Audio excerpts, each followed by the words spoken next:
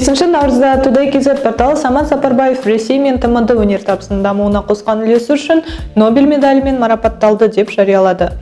Жоғары награда деп аталған бұл медаль қандай сыйлық екенін, оны кім тағайындайтынын және қаншалықты беделді екенін фактчек KZ анықтап көрді.